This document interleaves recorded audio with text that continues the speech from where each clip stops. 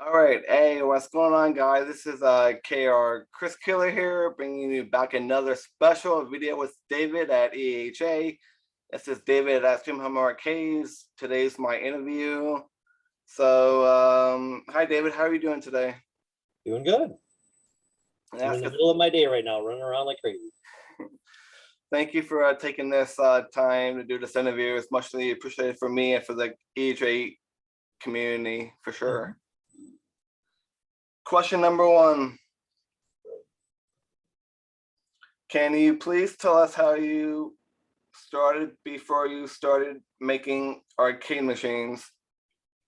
Well, I built my first machine when I was just building it in my parents' house back when I was 16.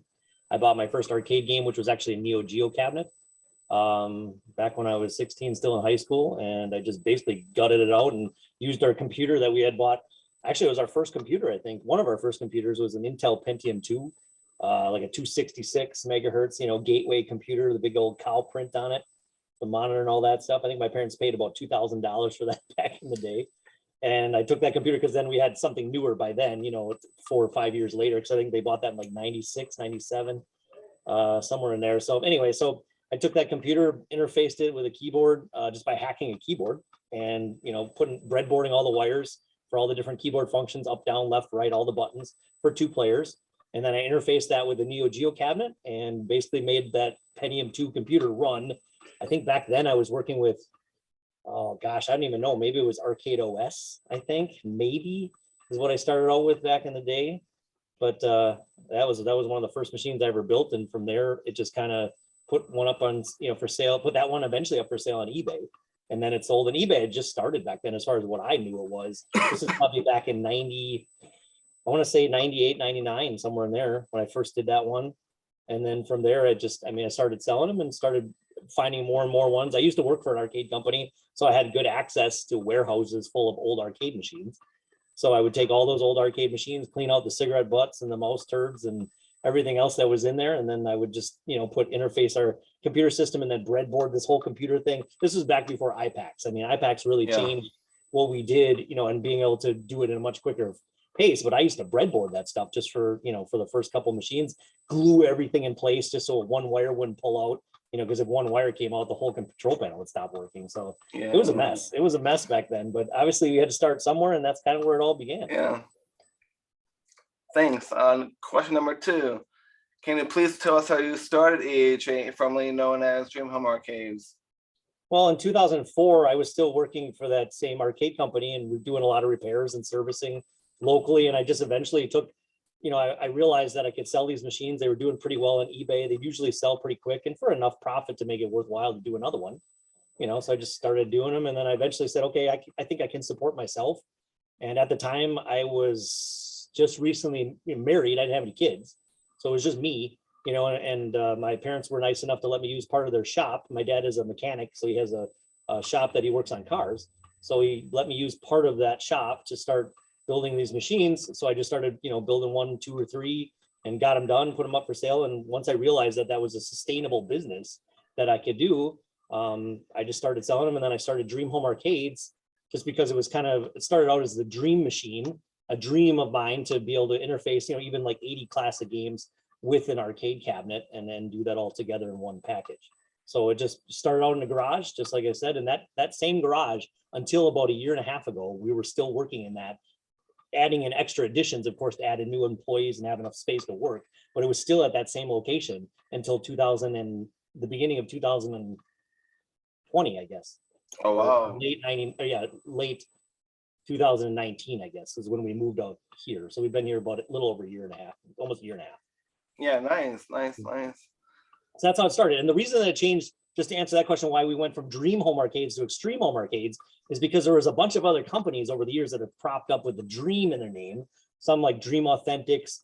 Of course, Dream Arcades came along, and they didn't like the fact that we had that name already and that they were selling these machines and doing well. So we basically said, well, okay, what can we do to make it easy? So we'll just change our name. Instead of requesting these other companies to change theirs and dealing with legal battles, we just changed it to Extreme Home Arcades, and now actually we own both names. So you could refer to us as our legal name is still Dream Home Arcades, but we do all of our business and most of all of our stuff is done under Extreme Home Arcades to make everybody happy. and we build extreme machines, so it fits well. Yeah.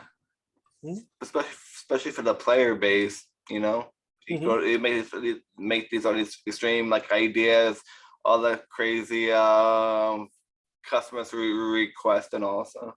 Right. So they're pretty extreme machines. Sometimes they go from pretty tame to pretty extreme. So we do one. Yeah. Question number 3: what kind of arcade machines do you build, and what kind of customers do you have, or are there any famous celebrities that you have dealt with in the past? That's a lot of different questions. But I mean, you know what we build. I mean, we build everything from our little game boxes all the way up to the biggest megacades. And they all have the same hardware and guts in them. It's just a different package, depending on whether the customer wants to use their own TV or not, whether, you know, with a pedestal or game box, they could use their own TV. And then it makes it a lot easier, obviously, to get in their house than a big monstrosity like a megacade. But the megacade has the advantage of having everything built into one thing. So it feels more like a real arcade machine. So there's positives and negatives to everything we build. But ultimately, all these ideas and all these designs have come from customers just requesting, hey, can you do this? Or hey, can you do that? And then we say, hey, this is a pretty cool idea. Let's just keep running with this. And then we just build more and more and more of the same thing. Yeah. The question about celebrities, I mean, we have celebrities. I mean, if you want to consider Scantron a celebrity, he's a celebrity. He's a YouTube celebrity. And same thing with Derek Thomas. I can't discredit him. I think he actually has even more following than Scantron does, but they're both our YouTube celebrities now. But I mean, if you talk about, I mean, we built machines for Ninja. We built machines for Killer Keemstar, some of those big gaming guys. They own machines of ours. Plus, we built machines for professional football players, professional baseball players, movie stars, different things. But most of our customers are just average guys like you and I, you know, that want to relive these ideas in their, or these experiences that we had growing up. And now we can do it all in our house. Nice. Did I answer all of them? Was that all the questions? Yeah. Okay. Yeah. Number 4, what's the most popular type of arcade machine do you currently build? 4-player megacade by far. And then add an active marquee in there nowadays, pretty much. It seems like everything we do is active marquee based, and kind of a challenge right now because our active marquees are hard to come by because the company that built them for us overseas is having a hard time shipping them to us all in one big lot. So we have to have them shipped out in separate packages. So it's a lot of work, and they've gotten so popular that we can't keep them in stock.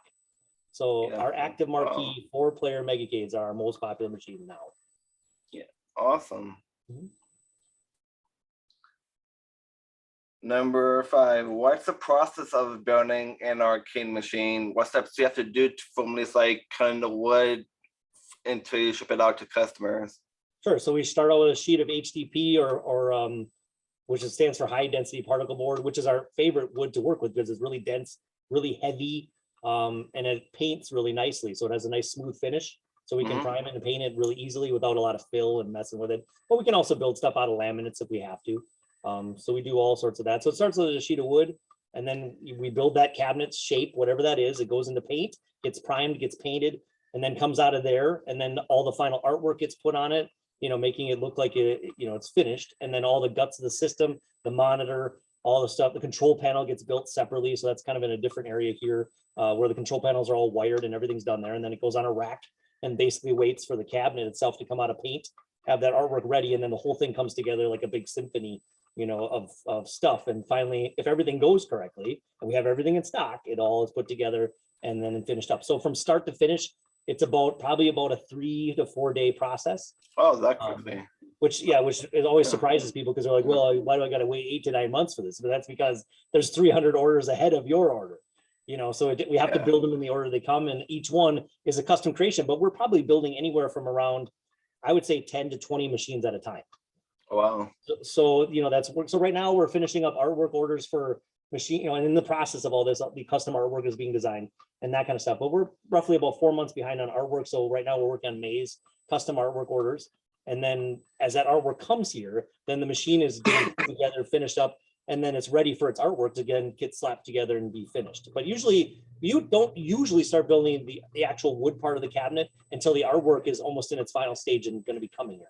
There's no sense in having a ton of machines piled up, you know, that don't have any artwork or just sitting there in a warehouse. So we're usually trying to build them all about the same time that the artwork's getting finished up. Okay, that's very interesting. So, Question number 6. How long is the queue now if people make an order as of today?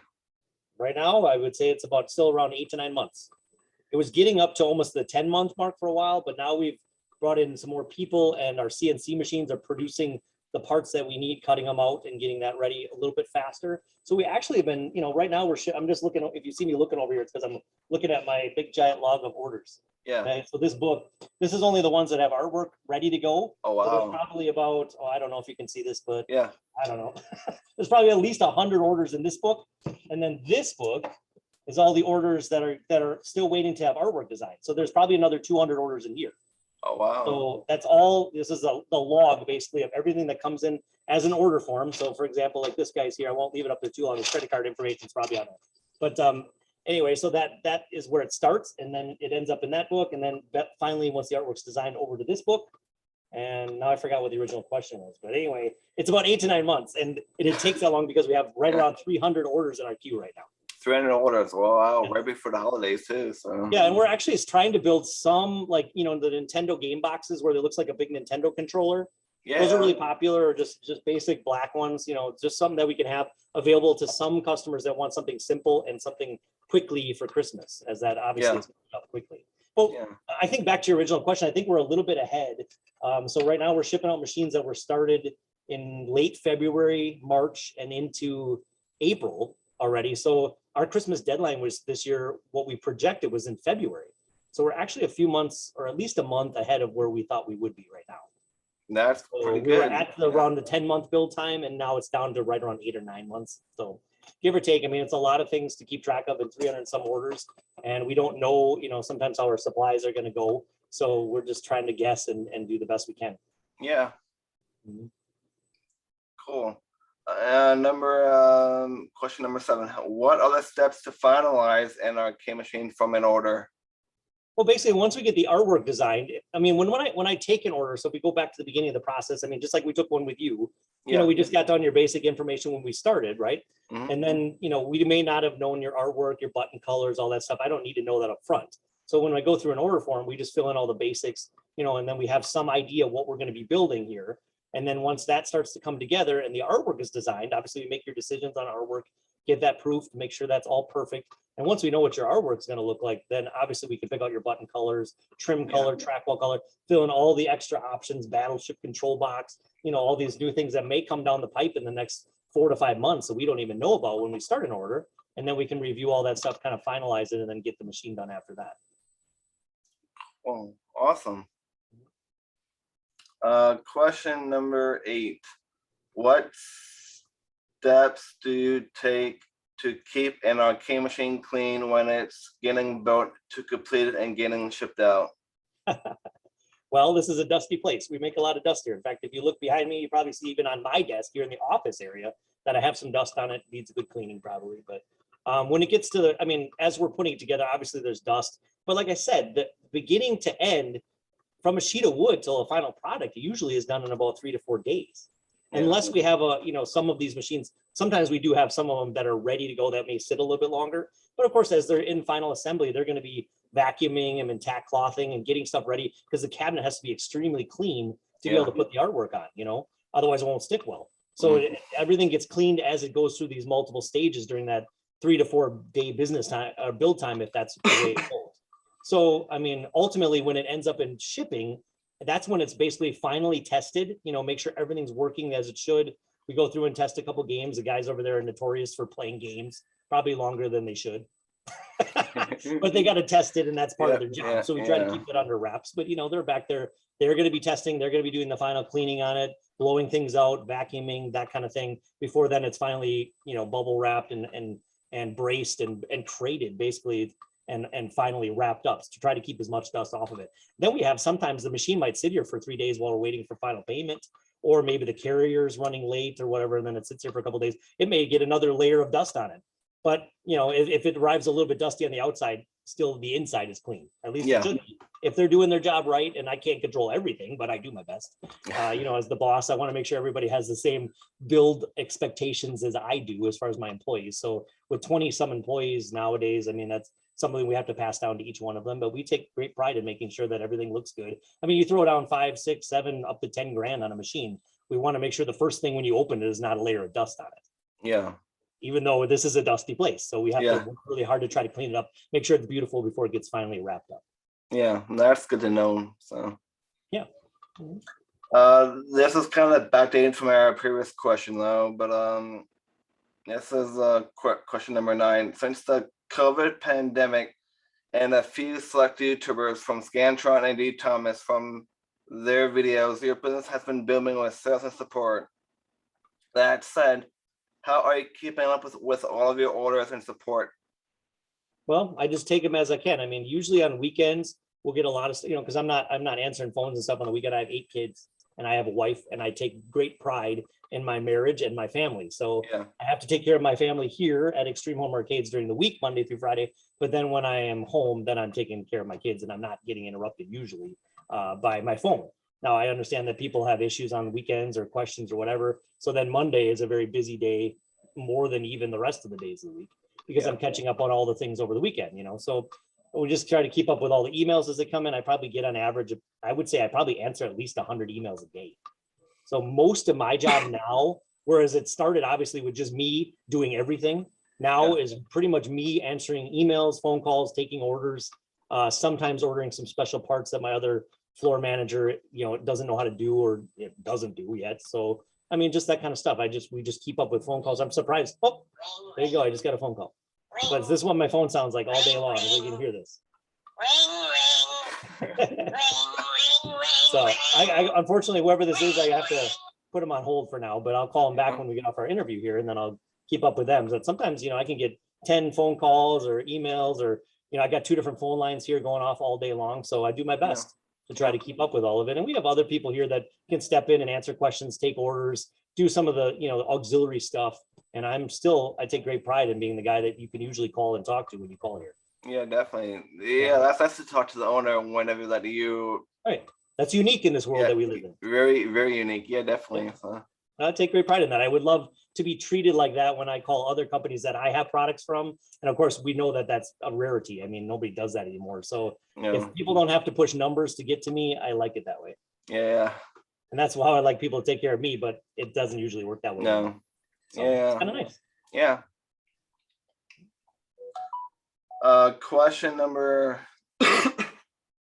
10. With the community start of the Manhattan Project, how does it change EHA? What was the question again, Chris? With the community start of the Manhattan Project, how has it changed Extreme Home Arcades? Well, it's probably changed a lot, because I mean, for the first time in our history of almost 20 years of building machines now, the Manhattan Project team is really taking over the software side of it. So I'm still adding in some things here and there and fixing bugs. And obviously we're working together with the Manhattan Project guys, Adam Bauer and stuff, obviously, and we cherish him greatly. I mean, all these guys that are our customers that are now doing our software and adding in new things and doing a lot of things that we just don't have the time for.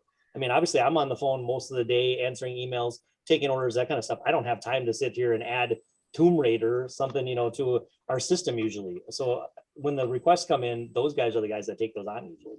So I'm very grateful for those guys and all the work they do. And I think it's really cool to see, obviously with you, Chris, and the other people that we have all in this team that we work together on. I mean, it really helps our software to continually be updated, new games being added. It's never the system that's ever stagnant or like, it's been a year, what's been added? Oh, hardly nothing.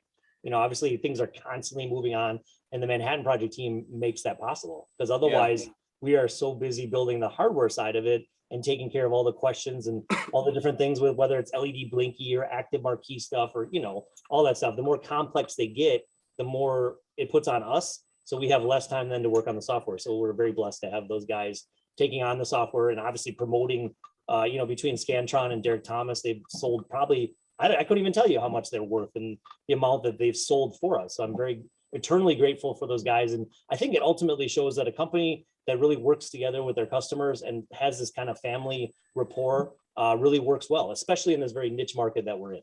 Yeah. I mean, I can't say thanks enough to all those guys. And yeah. to anybody that helps promote our stuff. we do, I mean, our advertising budget for a year is probably $500. I mean, it's ridiculously next to nothing because we have more business than we know what to do with. So that's really neat to know that, you know, our company takes care of our customers take care of us. Everybody's happy. New customers come in. It's just like this family that just keeps growing and growing and growing. And the challenge is, of course, is just to try to keep up with it and try to make everybody happy. And that's what we try to do. Yeah. But it's a challenge because it's just getting bigger and bigger and bigger and bigger. And I wanted to always still have this small family feel to it. Yeah. And I think that the Manhattan Project guys and everybody on the forum and all that stuff, Chris Carson, I want to name everybody. You know, there's a ton of people that I can't name, but I mean, obviously everybody is working together to make a product ultimately from our customers and from us that is the best it can be and constantly evolving. I mean, it's not just going to be that type of machine that's just one thing and that's what it is. It's always changing. Yeah, always changing. Yeah, that's always definitely being modified, being upgraded, adding new things. I mean, now we're somewhere around 72,000 games. I don't even know if that's really even accurate anymore. I think it may be higher than that, but I don't really even know. It doesn't matter. I mean, at this point, we just keep adding more stuff. Doesn't really matter. It's more stuff than you can play in the next 3 lifetimes. I can guarantee you that. Yeah. That said, with the Omega Drive coming out in 2022, uses a new front end, Launchbox and Big Box. How do you think that'll improve the customer satisfaction along with moving forward with the software? That's a tough one. I would say for the first time in 8 years of running with Hyperspin that if we're going to be moving into Launchbox, which it seems like we are, this is a whole new realm for us because I have gotten very good at working with Hyperspin and knowing the ins and outs and being able to help customers. So Launchbox is going to be a whole new realm. I'm going to have to get all these guys practically here, or at least on a Zoom meeting, so they can actually fill me in on how things work, how things can be modified and changed around. And even though I think it's somewhat similar to Hyperspin, it's obviously a different front end. So it's like switching from Windows to Mac, you know, in some ways. So I don't know. I'm scared, but I'm excited about it too. Yeah. Yeah, it's a whole new thing. So who knows what's going to come down the pipe? But I think if we want to make our system as user friendly and as bug free as possible, eventually we have to move on with what's being updated and what people are working on and leave the older stuff behind. I mean, in 20 some years, we went from DOS, you know, Arcade OS, MAMWA. I'm trying to think of some other operating systems or front ends that we went through, but it's changed a lot, you know, and it has to, otherwise we'll be a dinosaur and we won't keep up with what's coming out and we need to. So important. Yeah. And we roll with it and I'm willing to learn. Yeah, that's good. So that's always good. So with the supply chain issue in 2021 so far that we've been dealing with, how are you keeping up with your logistics and are you dealing with anything differently? Well, like I mentioned earlier in our interview, the one thing that we're having some problems getting is our hyper marquees or our active marquee displays, which has been a challenge, but we've been able to overcome pretty much everything so far. I mean, we depend on a lot of different companies to give us what we need to do what we do. You know, we don't have mold injection machines here making joystick parts and doing all that stuff. We depend on Hap and Groovy Game Gear and Ultimark and all the rest of these big arcade parts suppliers to be able to continually funnel their stuff to us so we can put this stuff together. So we don't know what's going to come down the pipe, but the neat thing is now that we're in like this 30,000 square foot facility, we have a lot more storage space. So we can change our ways of ordering and spending a lot more money up front to try to bring in more parts to try to weather any kind of storm that might come our way. But again, we are going to do just whatever we can do with what we have, you know, what we can get. And God willing, we haven't had any major disruptions in that, and hopefully we won't. And we'll just see how it goes. We'll just keep building what we can. And like I said, with over 300 orders hanging over our heads that need to get done, it's a big responsibility. That's a lot of money sitting out there. That's millions and millions of dollars with arcade machines to be built.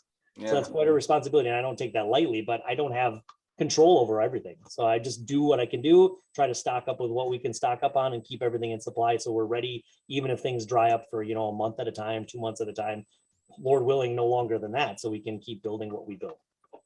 Yeah, I know at least like at the grocery store it's like hard to get at least like some meats or at least like drumsticks, ice cream. So yeah. Well, hopefully, I mean, arcade parts hopefully are a little bit more, I don't know. We depend on so many people, so it's hard to predict, but as long as we can get toilet paper and joysticks, we'll be in good shape. Yeah. Do you have any plans on adding more videos to your YouTube channel and to make your website to look more modernized? If so, any time frame on that? That's been a question since we've kind of got into this whole Manhattan project and everything, is how much longer till we update our website and things. But the honest truth in it is that we have more orders than we know what to do with. And we'd love to update our website. And we've got, obviously web designers that do that stuff, but they're not the fastest in the world. And the website sells product, but it's actually really more YouTube and things like that. And most of it is being sold, or at least from what I can tell, is being sold by people just watching YouTube videos and watching our Facebook page and things like that. So it's like the website is important, but it's not the most important. So when you have only a limited amount of time and resources to put any one place, we're going to focus that mostly on where the orders are coming from, which would be YouTube, Facebook, things like that. And most of that stuff is, now being done by our customers. I mean, they just post videos and they show things off, and the forum has people sharing information there too. So we're trying to stay up with that and at least be a part of that. Obviously, people love to hear from us on there too. So we have employees that are trying to handle some of that too, and keeping our presence up on those places. So the website can sometimes lag behind, and I get it, but again, we're focusing the resources where they need to go, where they're most useful, and the website is on the to-do list, and it still is. And it will continue to be updated. But again, not a lot of our business, I don't think, comes from there. It's hard to tell. We can look at statistics and stuff and we say, well, we get this many hits per day, this kind of thing. But I think really the free advertising on YouTube and Facebook and all that stuff that we do, or that other customers of ours are helping do, is really where the money should be stuck, because that's where the most of the business is coming from. Yeah. But the website does need an update, no doubt about it. And it is being worked on. Yeah. Okay. Question number 13. Where do you see yourself in 1 to 3 years at Extreme Home Arcades? Well, we're actually looking at, we have tons of space here. We have over 30,000 square feet of space, but only half of it is heated. So half of it is cold storage right now, but we hope to be moving more into that cold storage building, insulating, getting it heated. Obviously, this is Wisconsin. We need heat. We need air conditioning. We have all 4 seasons. So there's a lot that needs to go into that to make that happen. But I would think we're pretty much already booked up for the next year as far as orders go. So we're going to continue to keep clipping at the pace we're doing here, bring in more people as we can. It's a constant balance, because we got to have all the finishers, that balance out the people in wood shop that's building the actual wood cabinet. So you're running this dance, and everything has to kind of work together. And as we add one here, then we need to add one here, and on and on and on. So it just keeps growing. And we've grown since we moved out to this location. We've doubled, our workforce and our CNC cutting and all that stuff. So we just keep ramping it up to try to bring that build time down. But to have a custom product made, I think mostly from what we see from our pending customers that are coming in, is that they don't mind waiting for 8 months. Obviously they would love to have it tomorrow, but they're willing to wait that long. So, and we want to ramp this up in a way that doesn't lose the quality and the customer service and everything else. So you got to work it all together. Otherwise you'll end up with a mess. So we're just going to keep working and building on what we have. And as the orders keep coming in, we're just going to keep ramping it up as much as we can, as fast as we can. Yeah. And keep the quality where it's at, and the customer service at it where it's at. That's the goal. Yeah. Yeah. I just want to say thank you for your time for today. This interview meant a lot to me and to everybody else. So for those who are not following me on YouTube and Facebook, like, comment, subscribe. More videos on the way. Thank you so much, David. Thank you, guys.